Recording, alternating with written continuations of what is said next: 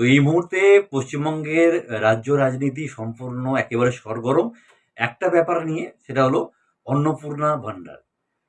আহ, বিভিন্ন রকমের গুজব এই অন্নপূর্ণা ভান্ডারকে নিয়ে মার্কেটে ছড়িয়েছে।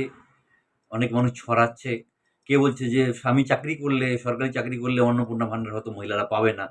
কেউ বলছে পাকা বাড়ি থাকলে পাওয়া যাবে না, বা কেউ বলছে ৪ চাকার গাড়ি থাকলে পাওয়া যাবে না। এরকম বিভিন্ন রকমের আ গুজব রটেছে। ফর্ম পড়ে অনেকেই এরকম অনেক ভুল ভ্রান্তি মানুষের হচ্ছে, মানুষ ভুল বুঝছে। তো চলুন আজকে সম্পূর্ণ ব্যাপারটা ক্লিয়ার করে দেবো। অ্যাকচুয়ালি কারা অন্নপূর্ণা ভান্ডার পাবে এবং কারা অন্নপূর্ণা ভান্ডার পাবে না। চলুন আজকে সম্পূর্ণ ব্যাপারটা ক্লিয়ার করা যাক। তো দেখুন, এখানে একটা নির্দেশিকা জারি করে দেওয়া হয়েছে। কারা, কারা অন্নপূর্ণা ভান্ডার পাবেন, সুবিধা পাবেন এবং কারা, কারা অন্নপূর্ণা ভান্ডারের সুবিধা পাবেন না। এখানে অনেকে ভাবছেন যে আমার বাড়িতে একটা পাকা ছাদ আছে, তাহলে হয়তো আমি অন্নপূর্ণা ভান্ডার পাবো না। কিন্তু না, দেখুন এখানে স্পষ্ট উল্লেখ করে দেওয়া হয়েছে, আপনার বাড়িতে যদি ছাদ থাকে তাহলেও কিন্তু আপনি এই অন্নপূর্ণা ভান্ডারের সুবিধা পাবেন। অনেকে ভাবছেন যে আমার একটা দোতলা বাড়ি আছে, তাহলে কি আমি অন্নপূর্ণা ভান্ডারের সুবিধা নিতে পারবো? দেখুন এখানে কি বলা হচ্ছে, দেখে নিন। হ্যাঁ, আপনার যদি একটা দোতলা ঢালাই কংক্রিটের বাড়িও থাকে, তাহলেও কিন্তু আপনি এই অন্নপূর্ণা ভান্ডারের সুবিধা পাবেন। এছাড়াও অনেকের ধারণা ছিল যে বাড়িতে মোটরসাইকেল থাকলে তাহলে হয়তো আ এই সরকার আমাকে অন্নপূর্ণা ভান্ডার দেবে না। আগে সরকার দিয়ে দিয়েছিল। কিছু থাক না থাক আ সবাইকে দিয়েছিল। এই সরকার হয়তো দেবে না এমন একটা ভেবেছিল। কিন্তু এখানে কিন্তু দেখুন পরিষ্কার উল্লেখ করে দেওয়া হয়েছে, আপনার বাড়িতে যদি মোটরসাইকেলও থাকে তাহলেও কিন্তু আপনি পাবেন অন্নপূর্ণা ভান্ডারের সুবিধা। তবে স্কুটি থাকলে যে মহিলা আপনি আবেদন করছেন তার স্কুটি থাকলে আ দেবে কিনা এই ব্যাপারটা কিন্তু ক্লিয়ার নয়। ক্লিয়ার আমি জানি না এই ব্যাপারটা। এটা কিন্তু আ ক্লিয়ার করা হয়নি। তবে সেই স্কুটিটা যদি আপনার নামে হয়, আই মিন যে মহিলা আবেদন করছেন, তার নামে হয় সেক্ষেত্রে জানি না কি হবে। তবে স্কুটি আপনার যদি বাড়ির অন্য কোনো ফ্যামিলি সদস্যের নামে হয়, তাহলে তো কোনো সমস্যাই নেই। আরেকটা ব্যাপার হলো ৪ চাকা। আপনার বাড়িতে ৪ চাকা থাকতেই পারে। আপনার নামে নেই। কিন্তু আপনার বাড়িতে ৪ চাকা আপনার হাসব্যান্ডের বা যেকোনো ফ্যামিলি সদস্যের থাকতেই পারে। তাতেও কিন্তু আপনার অন্নপূর্ণা ভান্ডার কোনোভাবে আটকাবে না। দেখুন এখানে কিন্তু সে কথাও বলে দেওয়া হয়েছে, বাড়িতে ৪ চাকা থাকলেও আপনি কিন্তু অন্নপূর্ণা ভান্ডারের সুবিধা নিতে পারবেন। আপনার হাসব্যান্ড কোনো সরকারি কর্মচারী হতেই পারে। কিন্তু এর জন্য আপনার অন্নপূর্ণা ভান্ডার কোনোভাবেই আটকাবে না। আই মিন আপনাকে অন্নপূর্ণা ভান্ডার থেকে কেউ দূরে রাখতে পারবে না, যদি আপনার স্বামী কোনো গভর্নমেন্ট এমপ্লয়ি হয়ে থাকে। দেখুন সেই নির্দেশিকাও কিন্তু এখানে পরিষ্কারভাবে দিয়ে দেওয়া হয়েছে। এবারে চলুন দেখে নিই কারা অন্নপূর্ণা ভান্ডারের সুবিধা পাবেন না, ফর্ম ফিল আপ করতে পারবেন না, বা ফর্ম ফিল আপ করলেও আপনি সেই সুবিধা পাবেন না। চলুন এবার চোখ বুলিয়ে নিই সেই জায়গাটায়, সেই ভাইটাল জায়গাটা। দেখুন এখানে ১ নম্বরে প্রথমেই বলা হচ্ছে, যাদের ইনকাম ট্যাক্স দিতে হয়, অর্থাৎ বছরে যাদের ১২,০০,০০০ টাকা বা তার বেশি ইনকাম, তারা কিন্তু কোনোভাবেই অন্নপূর্ণা যোজনার সুবিধা নিতে পারবেন না। এই জায়গাটা কিন্তু আপনি কোনোভাবে ফাঁকি দিতে পারবেন না। কারণ আপনার প্যান কার্ড আপনাকে শো করতে হবে। ফর্মে প্যান কার্ডের জায়গা রয়েছে। আপনার ইনকাম ট্যাক্স ফাইল থাকলে তার সার্টিফিকেট আপনি দিতে বাধ্য। সেই ফাইল দিতে আপনি বাধ্য। সুতরাং এখানে কিন্তু ফাঁকি দিতে আপনি পারবেন না।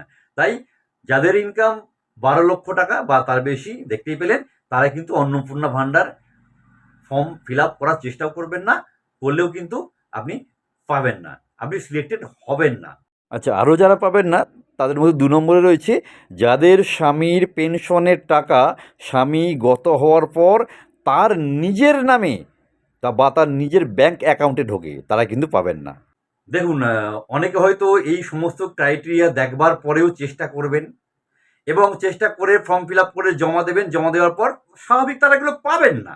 কারণ ক্রাইটেরিয়া এখানে পরিষ্কার বলে দেওয়া হয়েছে। পরবর্তীকালে তারাই কিন্তু সরকারের বিরুদ্ধে নানা রকম আওয়াজ তুলবে। এটা হবে জানি। এটা হয়ও। আর তার অনেক প্রমাণ আগের সরকারের ক্ষেত্রেও দেখা গেছে। সেখানে তো মানে বাছবাছাই কিছু ছিল না। সবাই পেয়েছে। ছেলেরাও বিধবা ভাতার টাকা পেয়েছে। আর ছেলেরা তো লক্ষ্মী ভাণ্ডার বহু বহু বহু পেয়েছে। তো সেসব আর হচ্ছে না, ফাঁকি দেওয়ার কিন্তু কোনো জায়গা নেই বা এই সরকার কিন্তু রাখেনি, এটা মাথায় রাখতে হবে। চলুন পরের পয়েন্টে দেখি আর কে পাবেন না আমাদের অন্নপূর্ণা ভাণ্ডারের সুবিধা। যাদের মাসে একটা ফিক্সড ইনকাম আছে, যেটা 1 লক্ষ টাকার বেশি, তারা কিন্তু এই সুবিধা থেকে সম্পূর্ণ বঞ্চিত হবেন। এবার কি ভাবছেন এই জায়গাটা ফাঁকি দেবেন? না, সেটাও সম্ভব না। আপনার মাসে 1 লক্ষ টাকা বা তার বেশি ইনকাম আছে, কিন্তু আপনি দেখাচ্ছেন না, আপনি দেখালেন না। তথ্য পাওয়া যাবে, আপনার প্যান কার্ড আছে, আপনার আধার কার্ড নেওয়া হচ্ছে, আপনার ব্যাংকের ডিটেলস নেওয়া হচ্ছে। এই জায়গা থেকে কিন্তু দেখা হবে যে আপনার মাসে ইনকাম 1 লক্ষ বা তার বেশি কিনা। সেটা যদি হয়, এখানে বলা হয়নি কিন্তু ইনকামটা কার, যে মহিলা অ্যাপ্লিকেশন করছে তার নাকি বাড়ির, এটা বলা হয়নি। বলা হয়েছে মাসে যাদের 1 লক্ষ টাকা বা তার বেশি ইনকাম, সেটা হতে পারে বাড়ির ফ্যামিলি কারোর বা আপনার নিজের, সেক্ষেত্রে কিন্তু কোনোভাবেই আপনি অন্নপূর্ণা ভাণ্ডার পেতে পারবেন না, এটা পরিষ্কার বলে দেওয়া হয়েছে। এখানে কিন্তু ফাঁকি দেওয়ার কোনো রকম কোনো জায়গা নেই। এবারে ইনকামটা হতে পারে যে কোনোভাবে, আপনার কোনো ব্যাংকে এফডি থাকতে পারে, কোনো ইএমআই থাকতে পারে, যে কোনোভাবে বা আপনি ইনকাম করেন, যেভাবেই হোক না কেন, মাসে যদি 1 লক্ষ টাকা আপনার ইনকাম ধরা পড়ে, সেক্ষেত্রে কিন্তু আপনি। আরেকটা ব্যাপারও এখানে খুব সুস্পষ্টভাবে বলে দেওয়া হয়েছে, যারা কেন্দ্র বা রাজ্য সরকারের স্থায়ী বেতনে চাকরিতে কর্মরত, অর্থাৎ যারা অ্যাপ্লিকেশন করছেন বা মহিলারা, তারা যদি কেন্দ্র সরকার বা রাজ্য সরকারের স্থায়ী বেতনে চাকরিতে থাকেন কর্মরত, তাহলে তারাও কিন্তু এই সুবিধা পাবেন না।